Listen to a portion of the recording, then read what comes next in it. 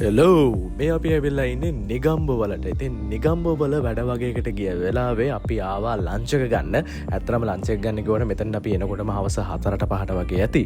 හැබැයි හවස් උන එකත් හොඳයි. මොකද සන්සෙට් එකත් එක්ක ඒ තිබුණ වයිබ් එක නම් නියමයි. ඔයාලට පේනවා ඇති ඉර බැහැගෙන යන මාරම ලස්සන වෙලාවක් තමයි ඒක.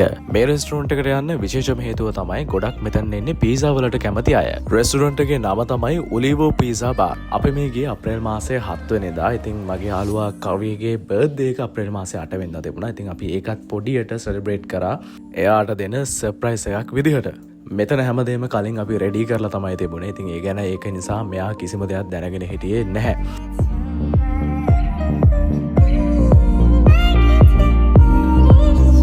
මොනදේ දුන්නත් බර්ත්ඩේ එක දවසට ගිෆ්ට් එකක් දුන්නේ නැත්නම් ලෝක විනාශය තමයි. ඒ නිසා නිගම්බු වලින් ගිෆ්ට් එකක් ගන්නත් මම අමතක කළේ නෑ. මේ හැමදේම එක්ක වැඩත් එක්ක ගෙවුණු තවත් ලස්සන දවසක් ඔන්න ඔහොම තමයි ඉවර වුනේ.